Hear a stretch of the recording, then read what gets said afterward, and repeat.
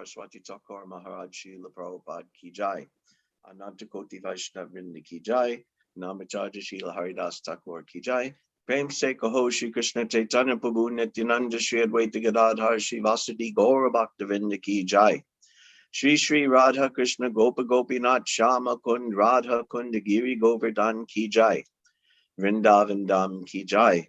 Mayapur Dham Ki Jai. Yamuna Mai Ki Jai. Ganga Mai Ki Jai. Bhakti Devi Ki Jai. Tulasi Maharani Ki Jai. Samaveda Bhaktivinoda Ki Jai. All glories to the assembled devotees. Hare Krishna. To the assembled devotees. Hare Krishna. To the assembled devotees. Hare Glories Krishna. to Shri Guru and Shri Gauranga. Namo. Hare Hari Bo.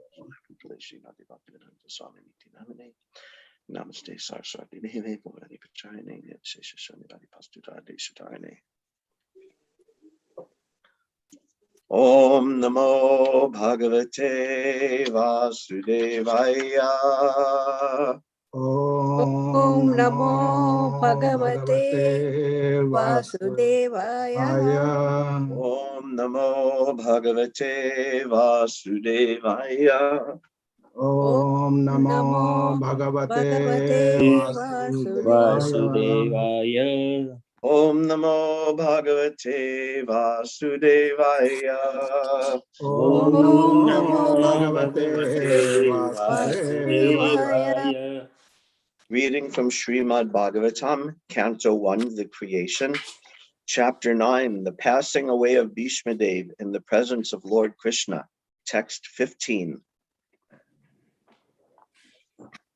Yatra Dharma Suto Raja Gadapanir Vrikodaraha Krishnostri Gandivam Chapam Surit Krishnas Tato Vipat. Yatra Dharma Suto Raja Gadapanir Vrikodaraha Krishnostri Gandivam Chapam Surit Krishnas Tato Vipat. Yatra Dharma Suto Raja Gadapanir Vrikodaraha Krishnostri Gandivam Chapam Surit Krishnas Tato Vipat. Everyone chant, please. Hare Krishna. Yatra dharma suto raja gadapanir vrakodaraha Krishnostri gandivam chapam surhat Krishnas tato vipat.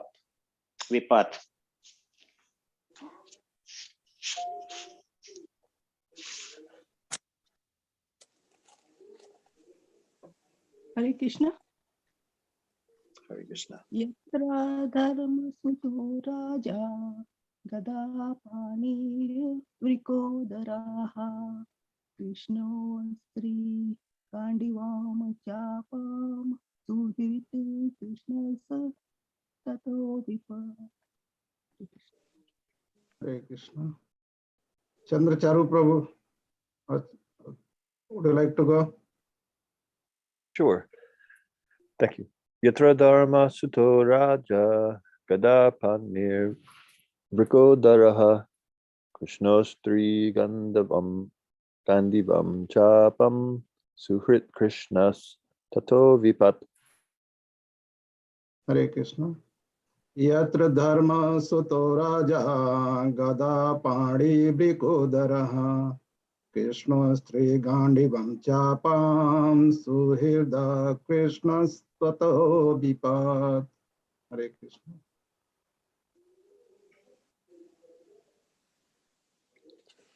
Yatra Dharma Suto Raja Gadapanir Vrikodara Krishnostri Gandivam Chapam Srit Krishnas Tato Vipat.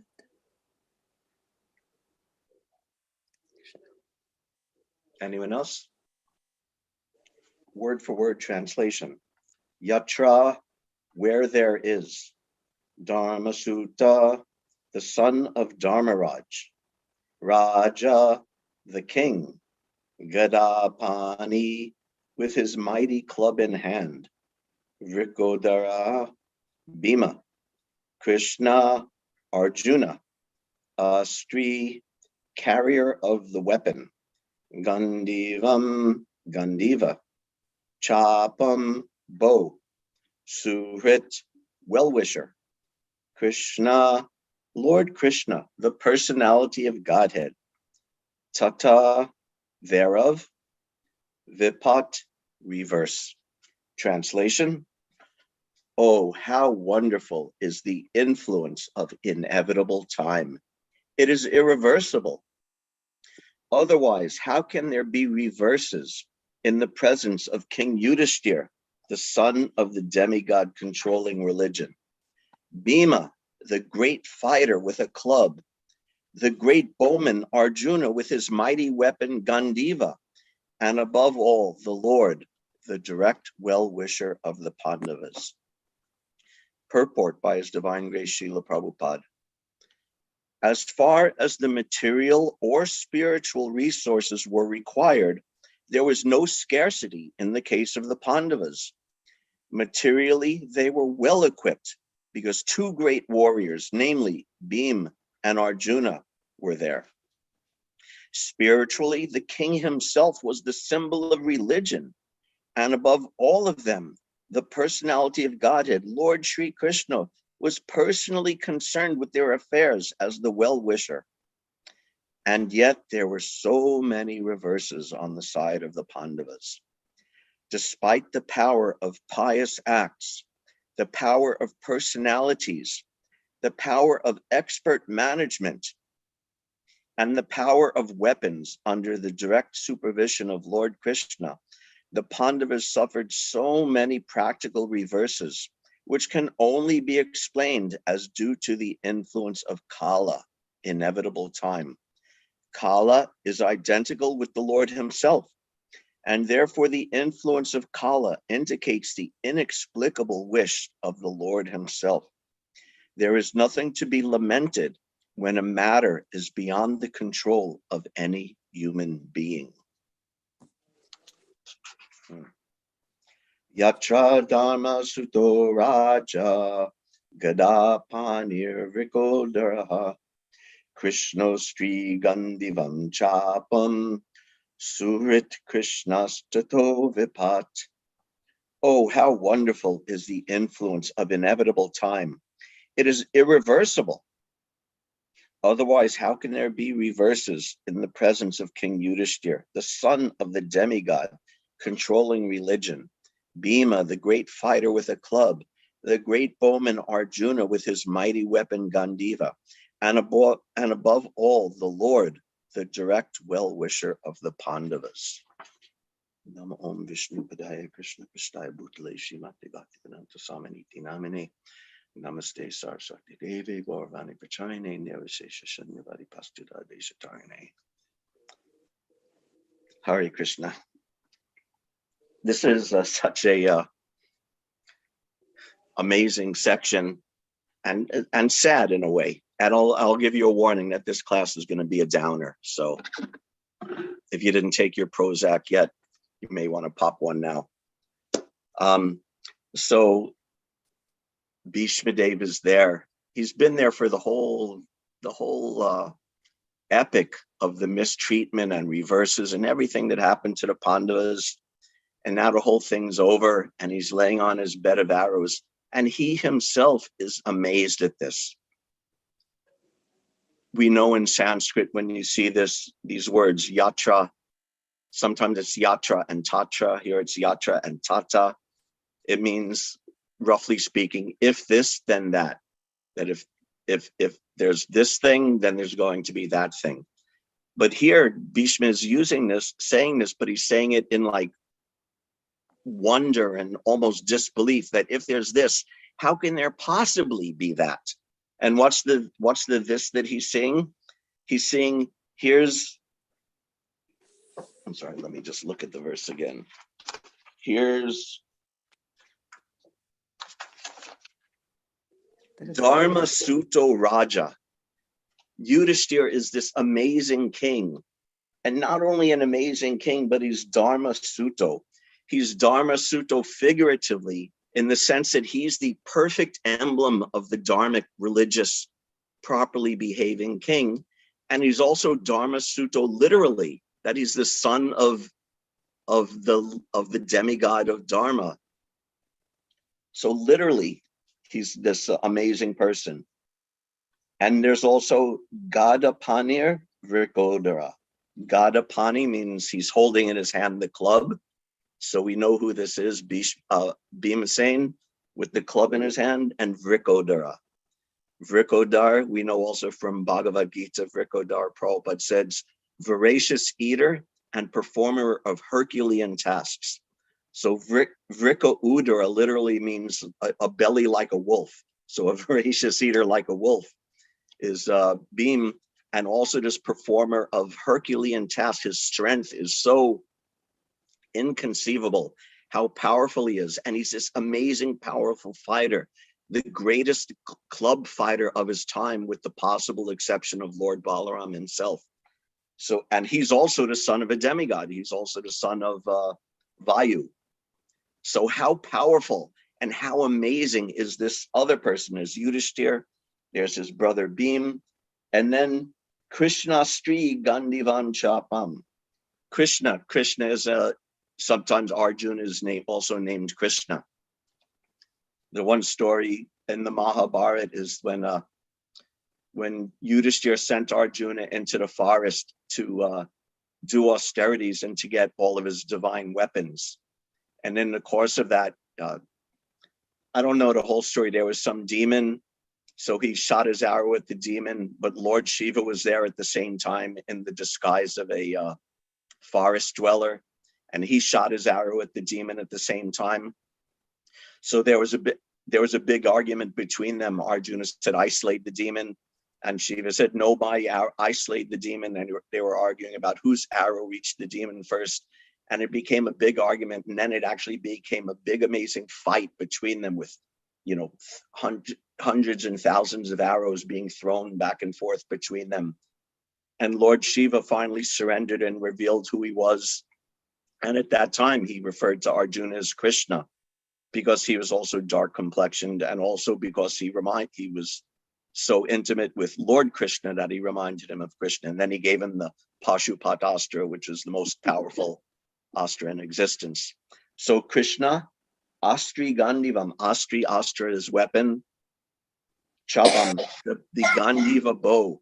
This Gandiva bow is such an incredible, amazing weapon. We know there's so much history and story of that, and so beloved of Arjuna, and so powerful that practically almost single-handedly with his Gandiva bow, Arjuna won the whole Kurukshetra battle. So he was also there.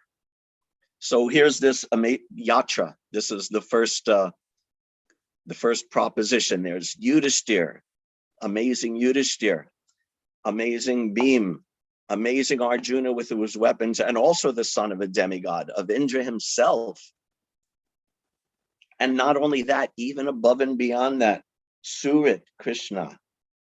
Krishna, the Supreme Personality of Godhead, who is the well-wisher of these three. So these three are powerful in their own right, but they're also supported by the Supreme Personality of Godhead. So in this Yatra Tatra situation, you would expect Yatra, these amazing personalities are there. What's the result? You would expect, therefore, everything's going to be great. Everything's going to be amazing. Everything's going to work out perfectly. But no, Bhishmadev says, Yatra, all this, tato vipat, and yet there's reverses. This is amazing.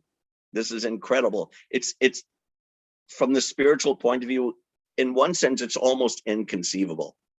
So the only conclusion that Bhishmadev can come to, because this inconceivable contradictory situation is there, that the amazing, most powerful, most materially and spiritually, what does Prabhupada say in the purport?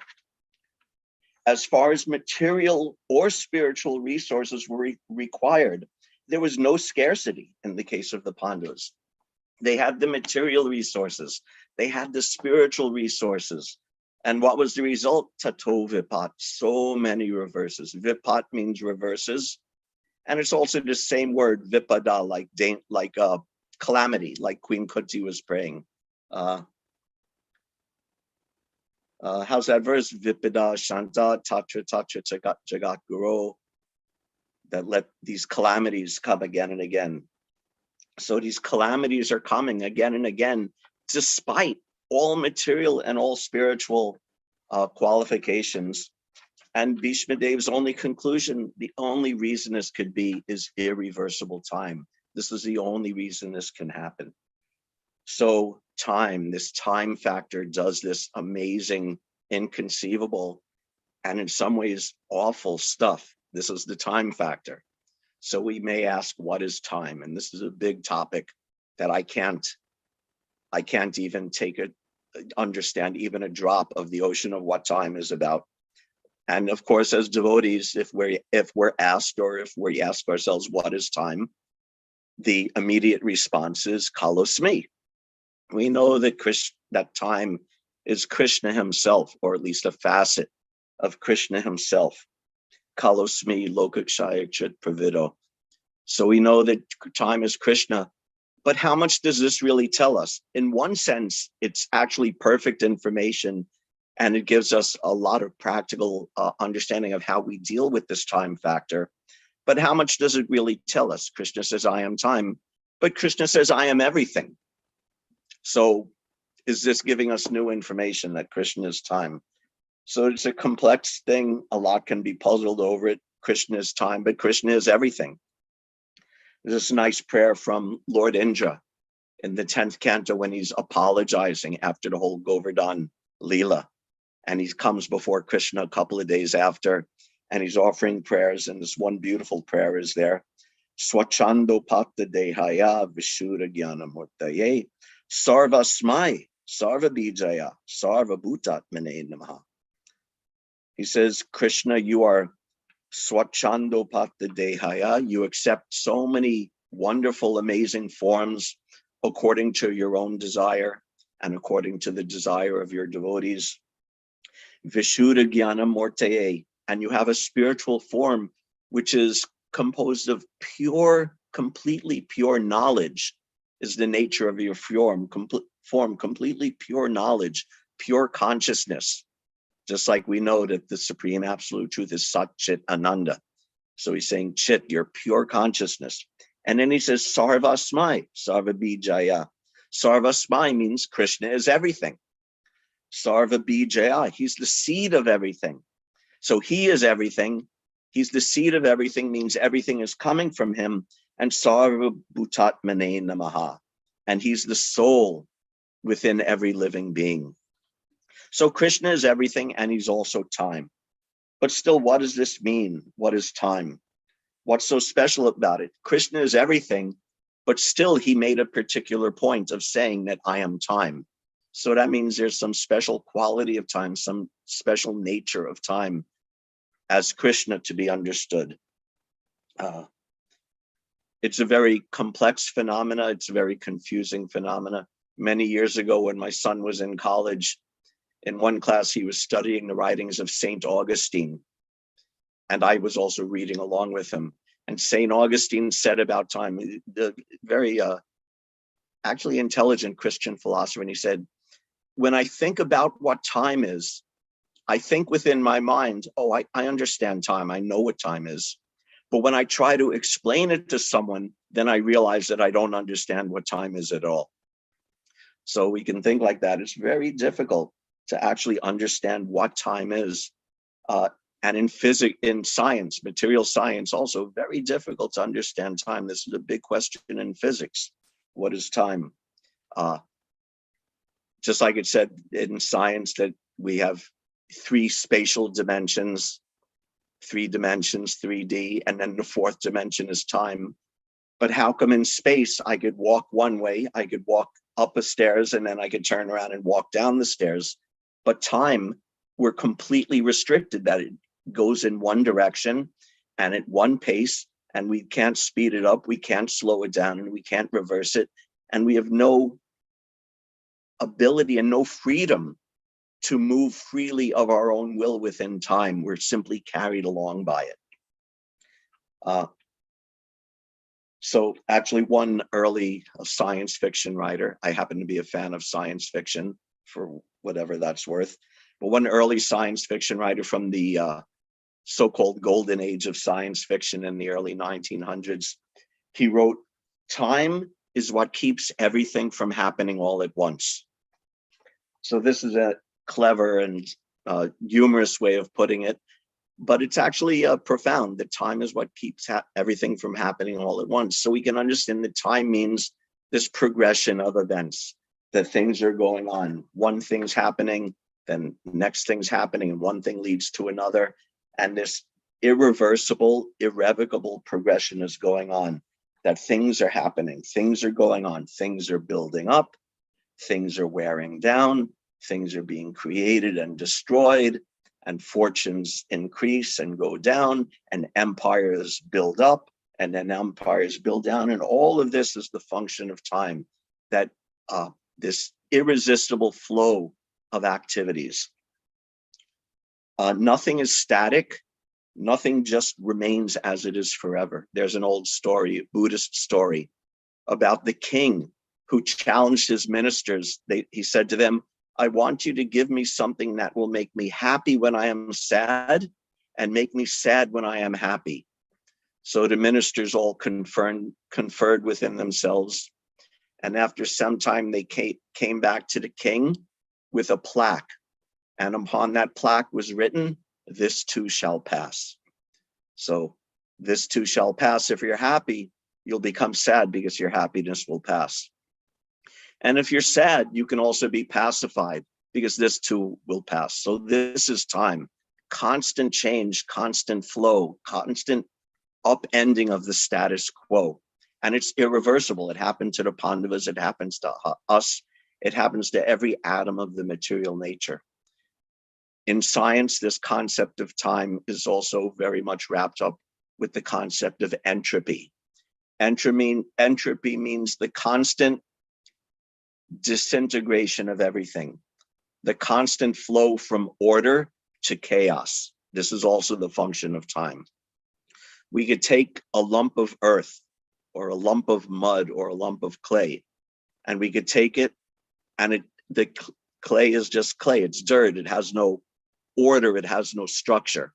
And you could take it and you form it into a brick, and you form another lump into a brick, and you're taking this chaos of mud and you're imposing order on it. You're making it into a rectangular shape, and you make thousands of them and you stack them up, and you build a big, beautiful palace or a big, beautiful house or a big, beautiful temple. So out of this disorder, you've created this wonderful structure full of order and beauty and regulation. But what does time do? The bricks start wearing down. The mortar between the bricks starts decaying and flaking out. And over time, years, it may take days, it may take years, it may take centuries, but the time factory is wearing it down until it all collapses and it all returns to earth. It all returns to mud again. There's that that poem, Ozymandias. I'm trying to remember who wrote that. Was it Shelley who wrote that? I'm not sure. That the man is wandering in the desert and he finds a statue, and the statue is broken down and collapsed in the dirt. And at the base, the pedestal of the statue is an inscription: "I am Oz, the powerful. Look on my works, ye mighty, and tremble." So there was some great king, Ozymandias, and he thought, "I'm the greatest, I'm the most powerful." But now this statue to his magnificent is just a wreck in the desert. So this is the time factor. Therefore I say, a little depressing maybe, but this is the time factor, this wearing down, breaking down, and it's irreversible. And it's Krishna. That's why it's irreversible, because it's Krishna's energy. So this breaking down is happening, even in the case of the devotees. This reverses and breaking down and collapse is going to happen. This is simply the function of time. So therefore we have to remember this, that this is the nature of the world, and we shouldn't be surprised by this when it happens. What could be more surprising than what Bhishmadev is expressing, that even these amazing personalities and Krishna himself. So what to speak of our own little lives? We shouldn't be completely surprised when this happens, because this is time. Kalosmi lokakshaya krit pravidho. And lokan samahartam eva pravritta. That I am time, Krishna says, lokakshaya krit, that I've come to destroy the whole world. And pravritta, and I'm engaging everyone. Engaging everyone means everyone is forced to work and to progress and move within this framework of time. And he's destroying everyone, and lokan samahartam iha pravrita. The whole material world is being destroyed and engaged under this time factor, and all the living entities are being engaged in this time factor and being destroyed by this time factor. Because remember, when Krishna is saying this, I am time, it's in response to Arjuna's question. Arjuna has seen the universal form, and he's seen all the kings marching into the mouths of the universal form and being crushed within the teeth of the universal form. So Arjuna says, what is this ugra rupa, this horrible form? And that's Krishna's answer.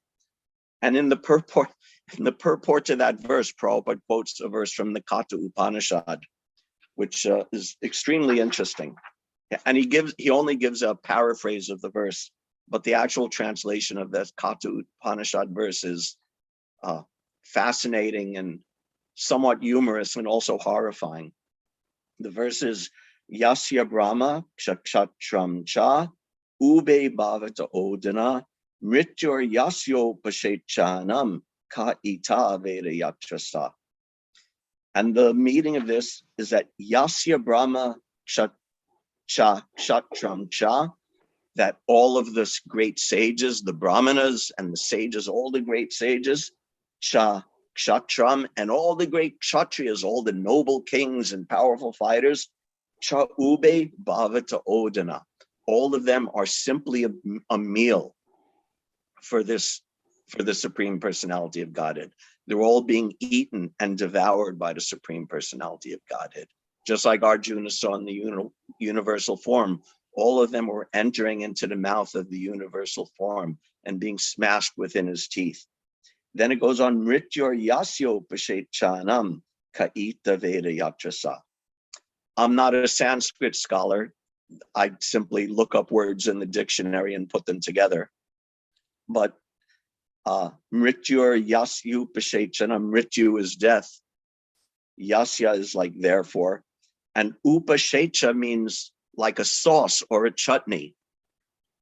So the universal form or the time factor is eating and devouring everyone, all the great sages, all the great brahmanas, all the powerful kshatriyas. He's devouring all of them, and death is the sauce or the chutney that he's putting on this meal of devouring everyone.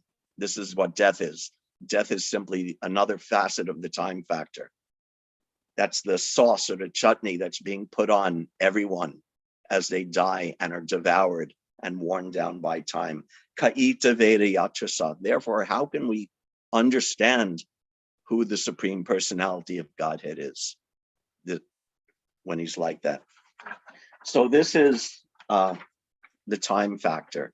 It's actually horrific. When we look in the mirror one day and we see, oh, my hair used to be all black, now there's some gray hairs in it. That's the time factor. And depending on how fascinated you are by bodily appearance, that can be horrifying to some people. Or you start getting wrinkles, that's the time factor, and it can be horrifying. Or even if you're a little detached, you start getting older and you start getting weaker and you start getting sicker and you start getting diseases and then you start dying. And it's horrifying. It's actually a horrifying thing. So therefore, as devotees, we can't simply be in a state of horror. And also, this is also a facet of Krishna. So how do we understand this? Ugra Rupa, it may be, but we still have to understand that it's Krishna himself. So how do we as devotees understand this? How do we see this? There's a very nice lecture by Srila Prabhupada I'll read a little section of that. He was discussing Bhagavad Gita, Matra Sparshas Tukonteya, Sitoshna Sukadukada Agama Paino Nityas, Tam Titikshas Bharata. That due to contact with the senses, we're experiencing all these dualities of heat and cold, honor and dishonor, happiness and distress, the heat of the summer season, the cold of the winter season. And Krishna says all of these have to be tolerated. So speaking on this, Prabhupada said, he said, so bodily, mental, by enemies, so many impediments will come. What can be done? We have to tolerate. That is the material world. We cannot expect smooth or very happy. That is not possible. Krishna is advising Arjuna, so what to speak of us? What are we in comparison to Arjuna? He's Krishna's personal friend talking with him. And he said, Tabsta Tikshasa. Krishna never, Tabsta Tikshasa means you have to tolerate. Krishna never said, I have made some magic, you'll have no failure, like that. Tabsta Tikshasa, you just try to tolerate it, that's all. Krishna never gave him any tablet, and he starts laughing. He never gave him any tablet. He taught that, and we have to do that. Just like modern gurus say that, I will give you some ash, there will be no trouble. This is a popular thing among some Indian gurus and yogis, that you give some magic ash and it'll solve your problem. Who's that? I think, was it Sai Baba who was famous for doing some magic trick and making some magic ash, and it was supposed to have some magical effect. So I don't know if Prabhupada had a particular cheating guru. He was Sai Ram Prabhuji. Huh? Sai Ram. Sai Ram, okay. So I'm not sure if Prabhupada had a particular cheater in mind of this, but he said like this, the modern gurus say that I will give you some ash, there will be no trouble. Krishna did so? No, tolerate, that's all. He could have said, I will give you some ash. He said, then he goes on, he makes a joke. He said, you are an ass, I will give you some ash. Neither Arjuna asked also that why you are asking me to fight, give me some ash and I'll throw. He was not such a fool that he asked some magic from Krishna and killed his enemies. Actually, he fought. This is Bhagavad Gita. So face things as they are and depend on Krishna. That is our duty. We must go on with our duty. Don't expect any ash, any miracle, any magic. So this is funny, and it's also very to the point. That reverse is going to be there. The irreversible time factor is going to be there. There's going to be reverses. We have to tolerate, and we shouldn't expect that Krishna is going to magically.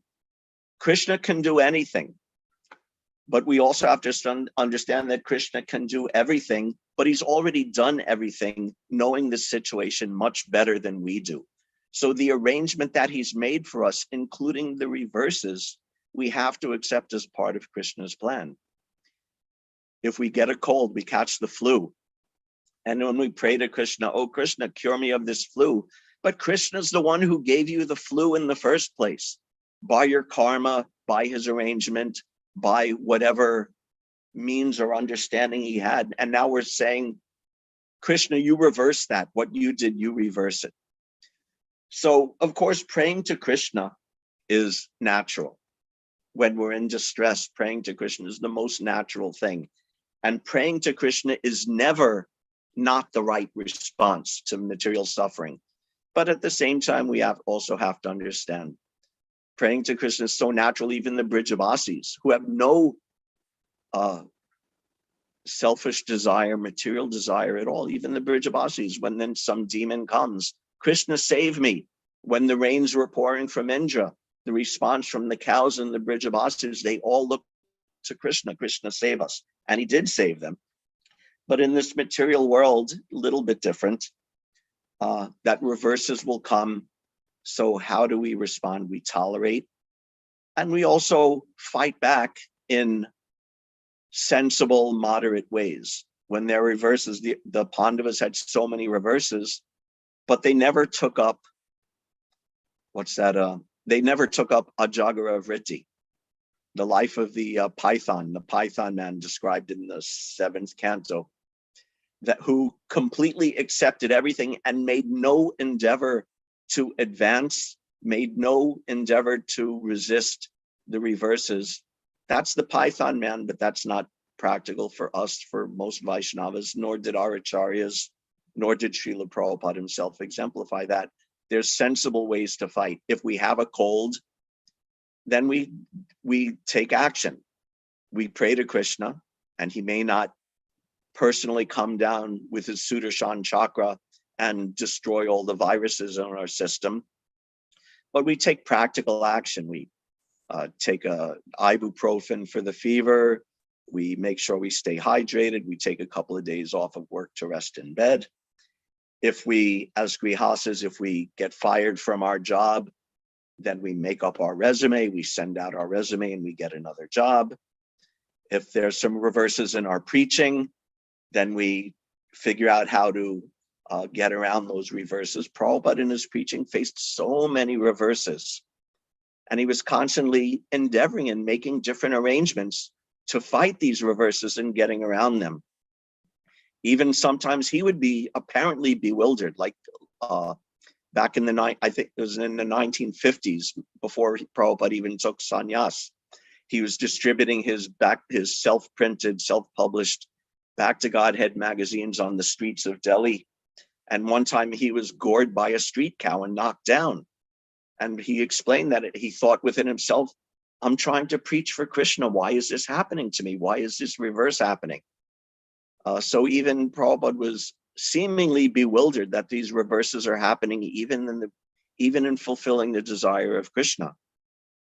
But he didn't just sit there and lament, lay on the street and lament. He got up, he made his way home, he recovered from his injuries, and he continued preaching to the best of his abilities, to the best that he could.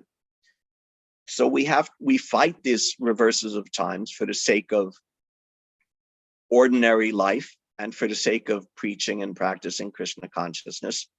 But we also have to understand when there are limits to that. There are times when you simply have to give up. When you have to surrender.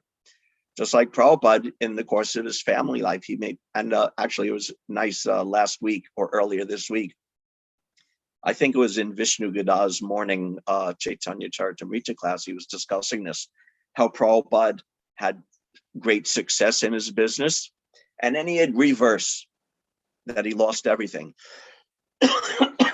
Excuse me.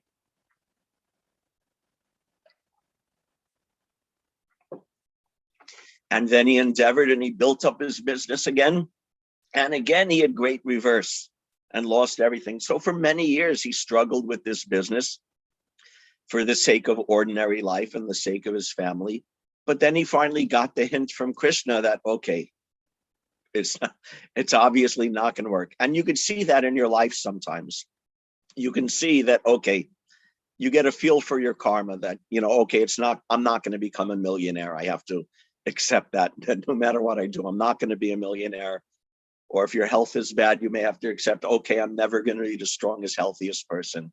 And there comes a time when you simply have to accept the beatings of time and say, okay, that's how it's going to be, and give up the fight. Just like if you have some disease, you go to a doctor, you take the medicine, you practice the proper behavior. But then if you have a disease which is clearly terminal and clearly not going to be reversed, there comes a time when instead of that, you settle for hospice care. And you say, okay, this is a situation, I have this disease, it's never going to go away. I'm going to die from it in some days, weeks, months, or years. So instead of fighting it, okay, I'll make things as within reason, I'll make things as comfortable as I can, but I have to accept that this is the end. So this is the intelligence of a devotee, understanding when is the proper time to fight, when is the proper time to surrender. But throughout all of it, for a devotee, actually when a materialist faces these reverses, they simply fight. All they can do is fight. I have to struggle, make more money, make more this, get more that, because they have no alternative to that. But the devotee, whether he's fighting or whether he's surrendering, he's always understanding that it's Krishna's will, that it's Krishna's desire, that it's his karma, tatenu kampam susamik shamano bunjana evatma kritam vipakam, ridvad vaporbir viridan namaste jivetyo mukti padesa dayabak. He's expect this time factor is happening, and he knows that it's Krishna's mercy upon him, that he's getting what he deserves, or even less than he deserves. And he goes on worshiping Krishna. He goes on surrendering to Krishna. He goes on preaching about Krishna despite these reverses to the best of his ability. Prabhupada told the story of the Denki. I don't know if this is Hindi or Bengali, that the Denki is the wheat thresher. You know, when you harvest wheat and the wheat grains are surrounded by this chaff, this inedible dry shell. So the thresher takes the wheat and it separates the wheat berries, the edible, useful part, and separates out the chaff. So the story is that the Denki, all it does is thresh wheat. And if you send it to the heavenly planets, what does the Denki do? It goes on threshing wheat. And if you send it to the hellish planets, what does the Denki do? It goes on threshing wheat. So the devotee is like that. He's engaged in devotional service here, there, everywhere. And that's in connection to the pastime of Maharaj Chitraketu, that after Parvati cursed Chitraketu, and Lord Shiva was explaining to her the glories of a great, amazing devotee like Chitraketu, that Narayana Parak Sarve, Nakutaschana Bibyati, Swarga Apavarga Narakeshu, Api Tularta Darshanam. That Narayana Para, those devotees who are completely surrendered to the Supreme Personality of Godhead, that they have no concern for themselves. Swarga, Apavarga, Narakeshu. You send them to Swarga, you send them to the heavenly planets. Apavarga, you give them liberation. Or Narakesha, even you send them to hell. Apitul Arta Darshanam, they see it all as the same. Because wherever they are, they're completely engaged in devotional service. So this is the idea. That time is there. Reverses are there. There's so many unlimited reverses came to the Pandavas, but they kept on engaging in their duty.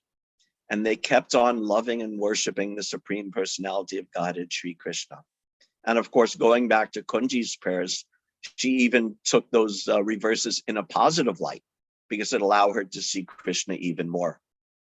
But in any case, despite those reverses, we have to go on serving Krishna, loving Krishna, engaging in Krishna service.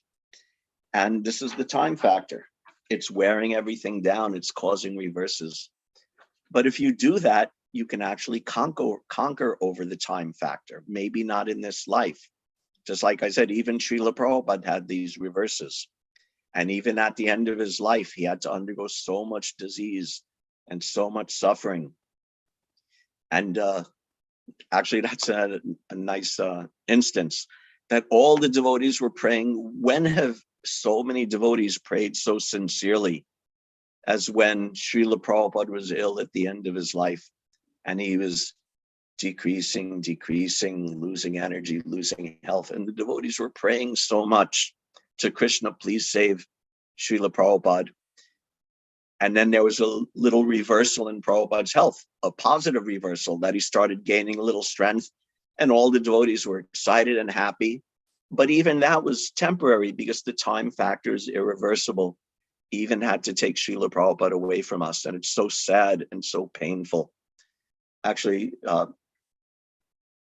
think it's Yadubar made that movie, the final instruction or the final lesson, was that the title of it, about the disappearance of Srila Prabhupada. And I don't know, 20, 30 years ago it came out, and they were showing it. I was living at Gita Nagari at the time, and they showed it, and like 10 minutes into it, I left. I actually couldn't bear watching it, and I've never watched it since then. It was just too painful. So this is so painful, the time factor, both for ourselves and for the ones we love, so painful. But the lesson or the what we gain from it is that the reverses are there. We have to go on loving Krishna. We have to go on serving Krishna despite that. So that's why we need to come to a little bit higher platform of Krishna consciousness. Bhagavad Gita describes how different types of people come to Krishna consciousness for different motivations. Chaturvida bhajanti mam jana sukritan arjuna. Anyone who comes to Krishna consciousness is the most pious and the greatest of all people. Jana sukritan arjuna.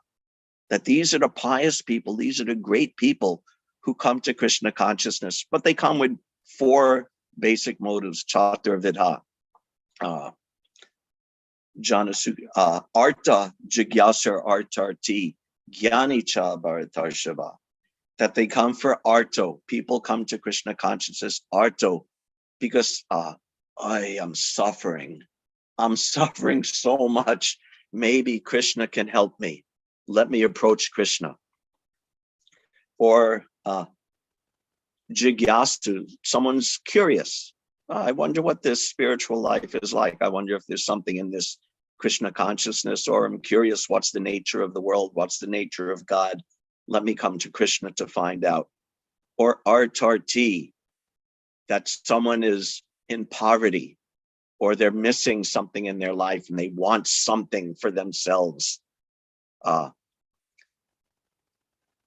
So they come to Krishna, just like Prabhupada said. There's that nice Prabhupada in I don't know what year it was, early 70s, Prabhupada went to Ohio State University with Allen Ginsberg. And he was speaking before the students, and he said, everyone's praying, oh God, give us this day our daily bread. And Prabhupada said, this is not love of God, this is love of bread. So sometimes people come to Krishna consciousness because they want something. They want some wealth, or they want some prestige, or they want something material. That's artarti. And jnani, and then those who are simply after knowledge. So this is why the jnani is better than all the others.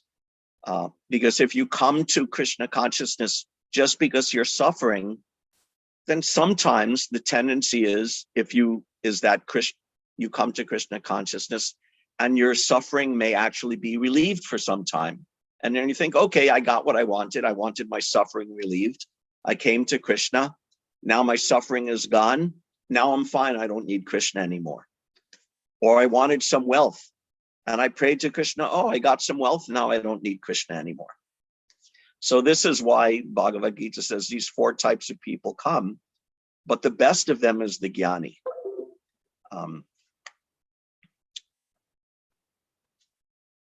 What was I going to say? Yes, and these now the ideal is that even if you have some material desire, if you approach Krishna, you'll become purified, and because you're purified, you will actually transcend those material desires. And the examples are given. For the person in distress was Gajendra. That Gajendra was in distress because he was being killed by the crocodile. So he prayed to Krishna. But because he was also a great devotee, and because he was purified, when Krishna saved him, he didn't think, okay, I'm saved, I'm done with Krishna. No, he was actually reinstated in his position as a great devotee. Or Dhruva Maharaj, who wanted wealth. He wanted a kingdom greater than Lord Brahma. But when he actually had his desire fulfilled and actually got the darshan of Krishna, he didn't say, okay, thank you, Krishna, I'm done with you now. Rather, he regretted his material desires. And he said, I was looking for broken pieces of glass by fulfilling my material desires, but instead I've got the most valuable jewel. So this is both the promise and the danger of coming to Krishna for material desires. So when time is reversing us, as it will, we should come a little bit more advanced gradually to the stage of the jnani. That's why in the next verse, Krishna says that of these 4, arta, jigyasya, artarti, jnani cha, out of these 4, the jnani is the best. And why is the jnani the best? Tesham jnani nitya yukta eka bhaktir vishishyate. The Jnani is best because Nitya Yukta, because he's always engaged in devotional service. The person who wants wealth may be engaged in devotional service for a little while, but then when he gets his wealth, he's no longer engaged in devotional service. But the Jnani, Nitya Yukta, he's always engaged in devotional service. And Eka Bhaktir Vishishite. He wants only bhakti. He doesn't want the material wealth. He doesn't want the relief from distress. He wants Eka Bhaktir Vishishite. He only wants that. And this is the definition of pure devotional service that we get from Srila Rupa Goswami. That only Krishna, only bhakti, no other, and always engaged, no other things, no other contaminations. Anyabhilashita shunyam jnana karmadyanavritam anukulyena krishnanu shilanam bhaktir uchate. This is pure devotional service. Nitya yukta and eka bhakti, only bhakti. No contamination of jnana, no contamination of karma, material desires, desires for anything else, any other process, and only fully engaged in devotional service exclusively to Krishna. So this kind of understanding, this kind of surrender is devotional service. So therefore, again, surrendering to Krishna, praying to Krishna is always the right thing to do, whatever your situation, but you want to come to a higher standard eventually. When Chaitanya Mahaprabhu took sannyas, this was he was in ecstasy, chanting Krishna, Krishna, Krishna, hey, Krishna, Krishna, Krishna, hey, Krishna, Krishna, Rakshamam, Krishna, Krishna, Pahimam. This is what he was chanting, that Krishna, protect me, Krishna, maintain me. So we want that Krishna to protect us, Krishna to maintain us, but we have to accept that protection and maintenance as it comes, even if it appears as reverses. This is also the symptoms of Sharanagati. There are 6 symptoms of Sharanagati. Anukulasya sankalpa, partikulasya varjanam, rakshasyatiti vishwaso, goptrutve varanam tata, atmanikshepa karpanye, sadvidha Sharanagati. Sharanagati, or surrender to Krishna, means anukulasya sankalpa, accepting everything that's favorable. Pratikulasya varjanam, rejecting everything that's unfavorable. And those things, the favorable and unfavorable, we can get a nice summary of them in the early verses of Upadeshamrita, accepting proper association, tolerance, all these different things, and rejecting the bad association and collecting too much and all these things.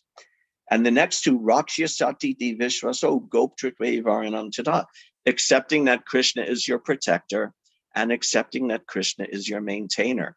So accepting Krishna's protection and maintenance is 1/3 of the process of surrender.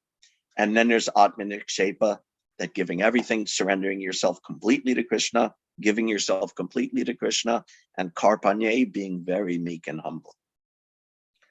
So we always approach Krishna, both in happiness and in distress, but we have to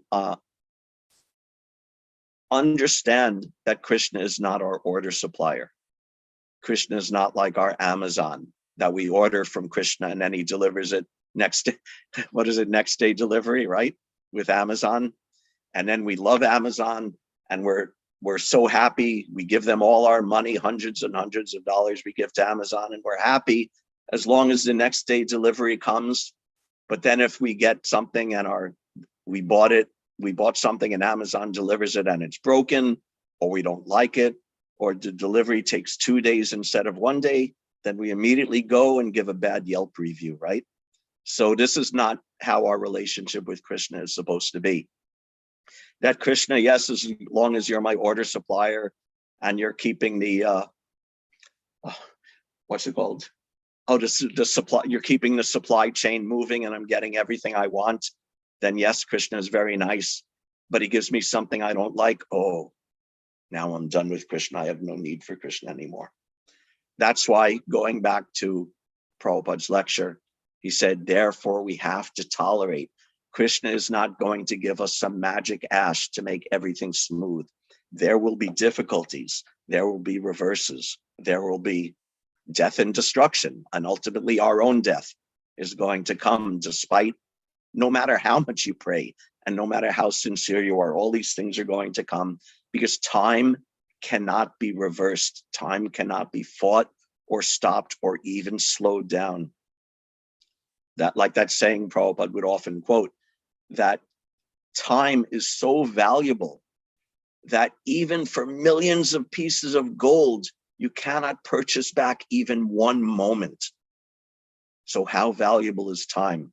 So therefore the devotee, that's the other symptom of ecstasy of a devotee in Bhava Bhakti, that the devotee of Yarta Kalatvam, he never wastes a moment of time.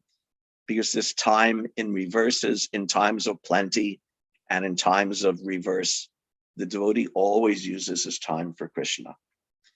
Prabhupada said, talking about Matra Sparshas tu Konteya, Prabhupada would also very often say, just like Sitoshna Sukha Dukkha Dat, that winter and summer season come. And he said, in the summer it's so hot, but it doesn't mean that you stop cooking.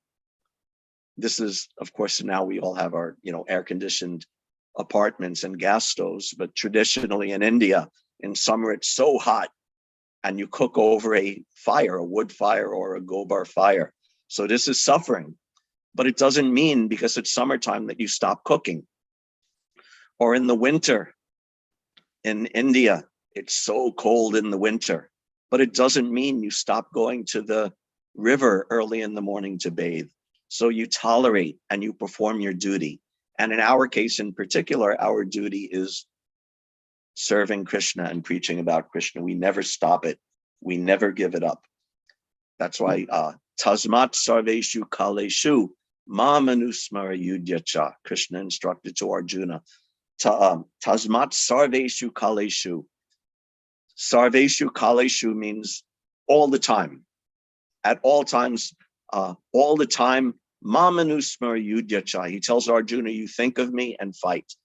But we could also understand Sarveshu Kalashu means all of the reverses of time and all of the punches and beatdowns and entropy and wearing down and growing old and getting rich and getting poor and getting healthy and getting sick. All of these situations of time, Mamanusmara Yudyacha, we have to go on thinking of Krishna and we have to go on fighting like Yudhishthira did.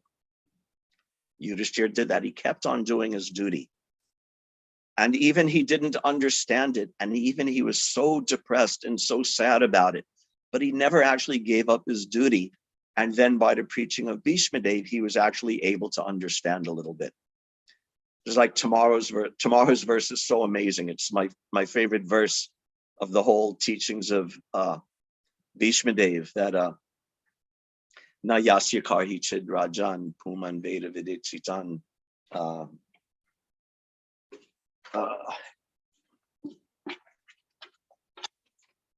puman veda vidit chitam yad vijigyasaya yukta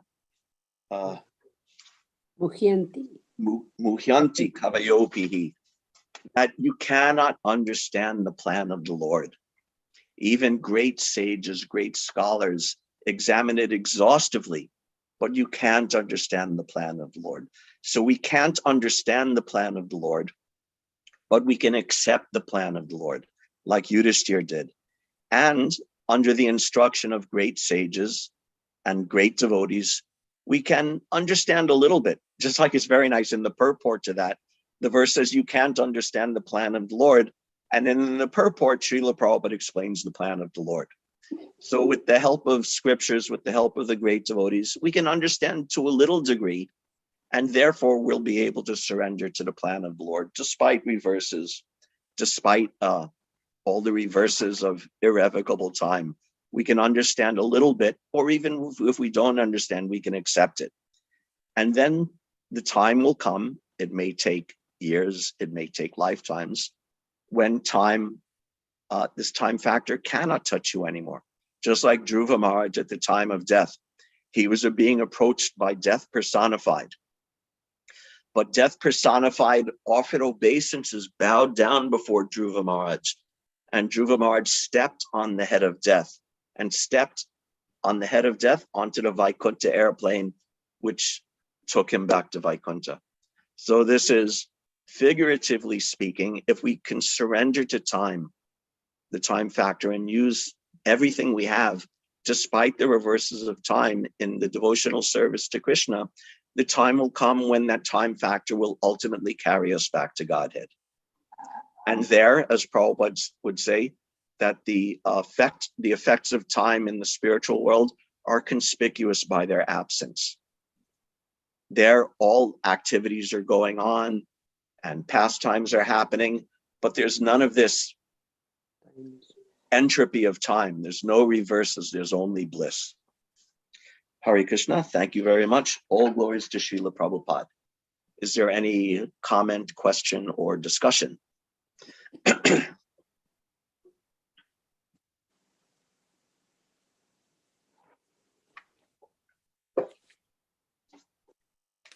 Yes, mothers. Yes, Sudevi.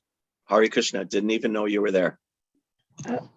Yeah, I came a little late. I was at the temple. First of all, I missed the beginning. Could you just read the verse, please? Yes, text 15. Oh, how wonderful is the influence of inevitable time. It is irreversible. Otherwise, how can there be reverses in the presence of King Yudhishthira, the son of the demigod controlling religion? Bhima, the great fighter with a club, the great bowman Arjuna with his mighty weapon Gandiva, and above all, the Lord, the direct well-wisher of the Pandavas. Yes.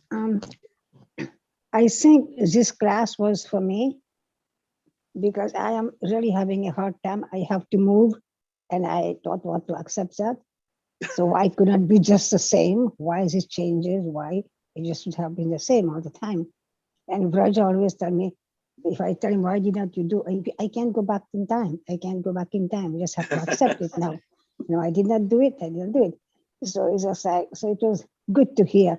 But like we said, at the same time, it's not just easy to accept it. Okay, it's Krishna's mercy. Probably it is. I'm sure it is.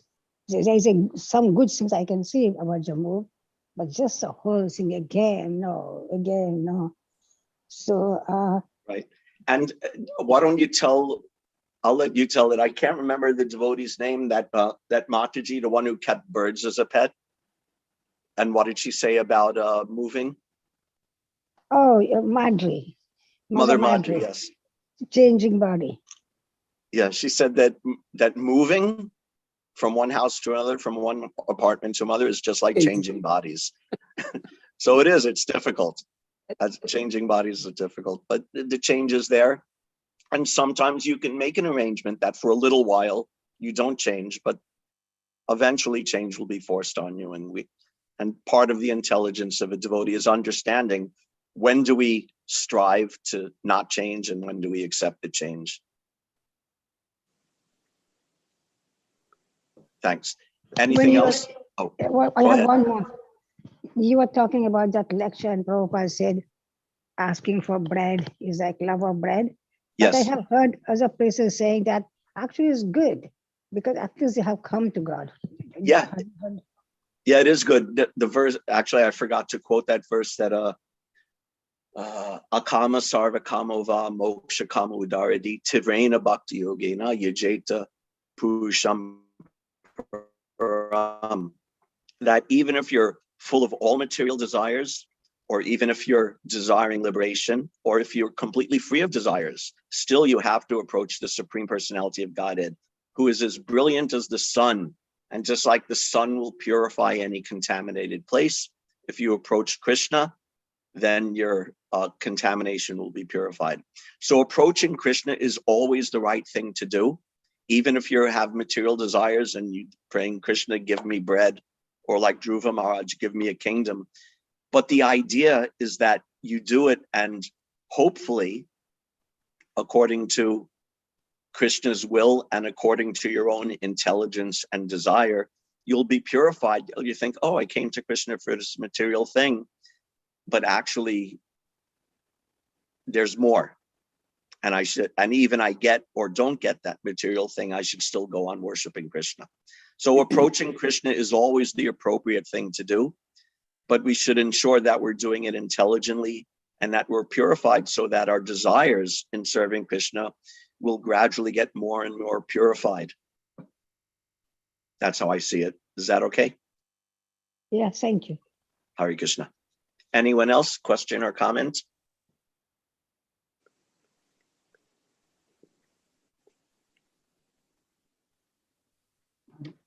Yeah, I Yes, sir. Prabhuji. Go ahead, Prabhuji. No, but go ahead, Prabhuji. I just wanted to say that I like the class very much, and it's nice to know that Gyan can help you develop bhakti. That's what I wanted to say. Hare Krishna. Thank you. Hare Krishna. Yes, Prabhu. Yeah, Prabhuji. So really, as Mataji said, that the class was really wonderful. So very, very, really good. So many points were very, very interesting. Like you mentioned about the Bhima. As Bhima, we know that he was very, very powerful. Bhima was like various eater and performers of the Herculean task. So yeah, and you like you break the Sanskrit word. It was very good. Like breaker plus udara. So like breaker, that is Herculean task, and udara he was eating too much. So and We all love Beam. We all love Beam because he's such a fun, an amazing devotee, but also such a fun and colorful character. right. And as Kunti Maharani always, like she said, like to climate come again and again. So that you quoted, that was very good. So Vipada Santu Tasa Swa Tatra Tatra Jagat Guru. And the one which you mentioned for the Prabhupada reverses, that was touching. Like I remember I have seen in some like I think Bhakti Charu Maharaj created one YouTube video where Avacharna. So there Yes. Avacharna. There are several episodes in that. So it's there. Prabhupada is distributing book there in Delhi, and he got hurt, and like so. And you related to our life also. We gave sometimes lose our job. We have to apply for resume and apply through the resume, and so everything, So we are going through, and so yeah, 6 level of Sharanagati you told, that was really good. So Anukulasa Sankalpaha Pratikulasa Vivarjada. So we should have to apply in our day-to-day way, so that that anartha will go up, and we can progress in our devotional service to the Lord. That is the ultimate and ultimate goal for everyone, for us. Hare Krishna. Thank you so much, Prabhuji. Thank you. Hare Krishna. Anything else? Thank you very much, Prabhu, for the nice class as usual. And at one point it happened, I thought, when we are in difficulties, other than tolerating and praying, we human beings, I don't think we can do anything. Krishna has to show his mercy when he wants. That's it. And even Yudhishthira and Pandavas, and they could do, and Krishna was there. So Yes. And who are we in comparison to the Pandavas? I think Prabhupada said that in the purport, didn't he? I think so. Today's purport.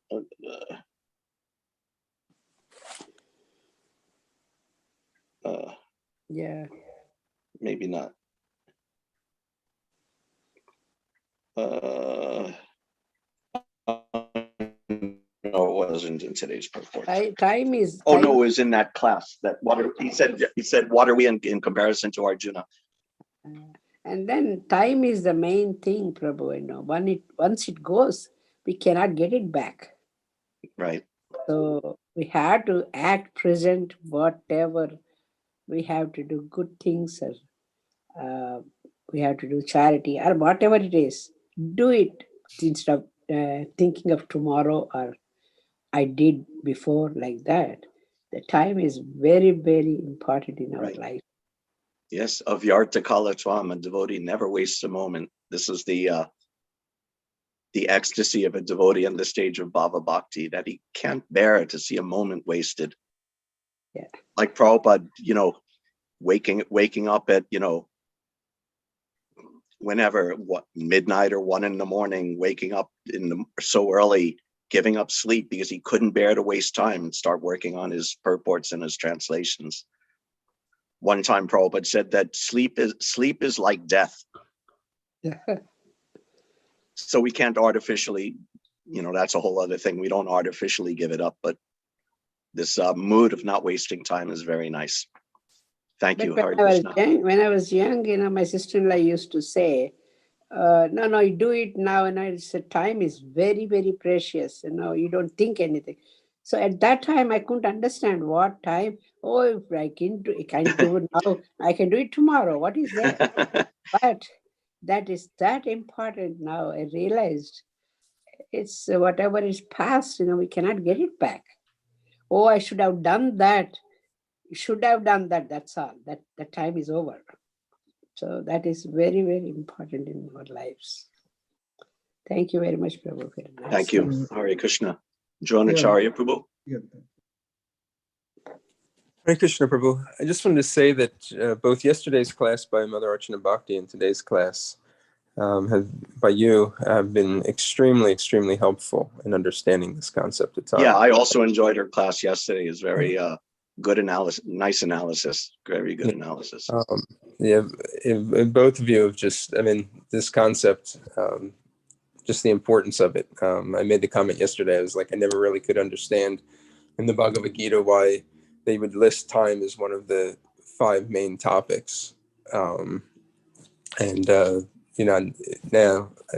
it's very, to me, at least to me, it's very clear, how important this concept that we have to accept of time is.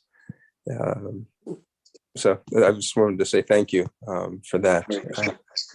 The other thing is, I was thinking that, we use this concept, this statement of, this person is stuck in time. And most of the time we refer to it as like a person that's unwilling to change, not necessarily so much in relationship to the body, but maybe just like the concept, concepts of life.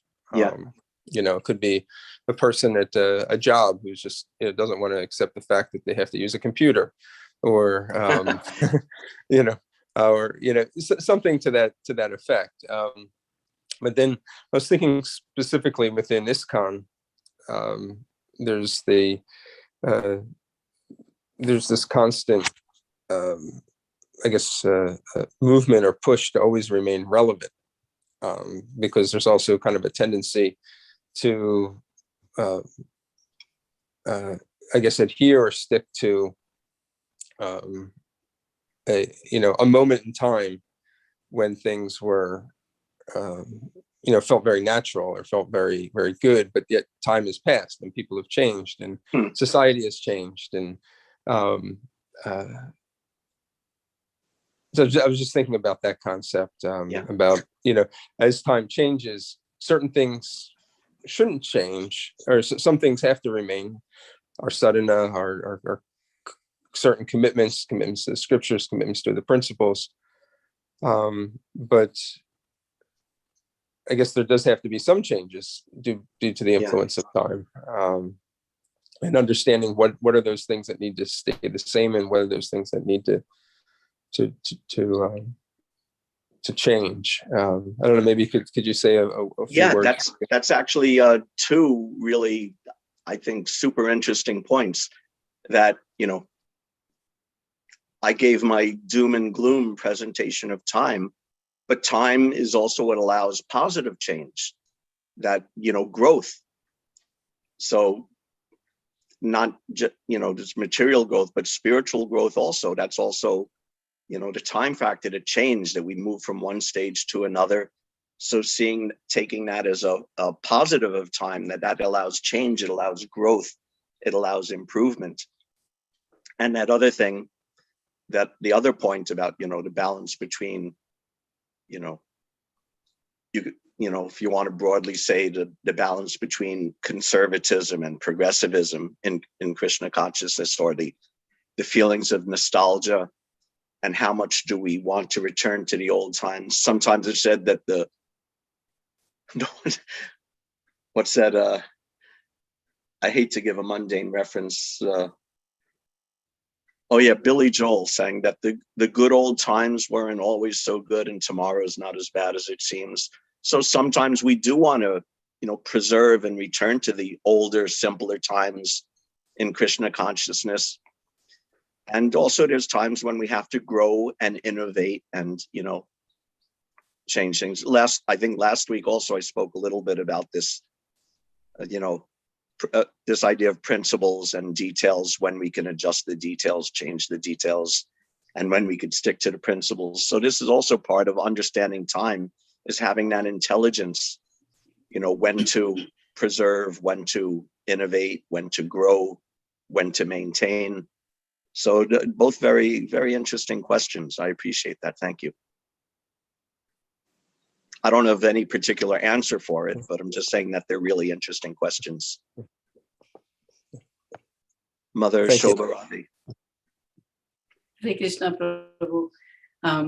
My question or my thought was something along the lines of what Dronacharya Prabhu was saying. One of the things I think is, again, from yesterday's class, is it's the consciousness that we need to look at, when Mother Bhakti explained. And as a matter of fact, this morning in the class that we had to attend, that it was the same point that was made. Bhishma leaving was not about Uttarayana itself. It was about the consciousness. It was his consciousness of wanting to leave when Krishna was present. Right. So I think it's all perspective. One of our relatives had once said, older people are always thinking about the good old times. The people in the middle are thinking about the present. What do I need to do today? How do I get my kids through this or that? And young people are looking towards the future. So it's not that all of the old times were good and that the future is all bad. It's how you see things. And like Mother Sudevi was saying, all of us, I think, have heard these classes the way we need to hear where we are. For us in this house, the struggle is always, the times were so good, and we're lamenting about all the good times that have passed and where we are. But today we learn that good and bad will come in cycles. Matra sparsastu, it's going to come in cycles. We are here today, tomorrow will be the opposite, and the following day will be the opposite of tomorrow. It is applying. It's applying what we are learning, and it is about the consciousness. Yes. Where we need to keep our consciousness, and we need to keep it on Krishna. So, very grateful for all these classes in the morning. Krishna, yes. Lots of wonderful things for us to ponder on and apply. Yeah, the morning class is actually very good. I don't listen every day, but when I listen, it's always a real revelation. Yeah. Just like I was talking about last Wednesday, is it? His Grace Vishnu Gada Prabhu's Chaitanya Charitamrita class, amazing stuff. And yesterday's class, amazing insights. Mm-hmm. And I really like your point about consciousness. I was thinking how Yudhishthira throughout all of these reverses, he always did his duty perfectly, properly. Mm-hmm. So the point of Bhishmadev's instructions wasn't to get him to do his duty. He was already doing his duty properly. Mm-hmm. It was to get him to accept Krishna's plan within his mind, to pacify his mind. He was already doing his duty perfectly. He never missed that. But within his mind, he was disturbed. So the teachings were to pacify his mind. So that's nice also. It's really late, 9:15. So Hare Krishna, thank you very much, everybody, for great discussion. And if there's any announcements about today's Sunday feast or today's program. Hare Krishna, yeah, just a quick one. Today we have guest speaker, Madan Gopal Prabhu. He'll He's be coming. here live in person. Yes. Good. Yes. So he'll be here. He's the current the new zonal supervisor, which is the assistant to the GBC. He's going to be helping Anutama Prabhu oversee some of the temples in the Northeast region. Philadelphia is one of them. So we're very happy to have his presence, and today, His he'll be classes are always very good. Also, I'll testify. there. Yeah. Good. Yeah. So we hope to see everybody there today at starting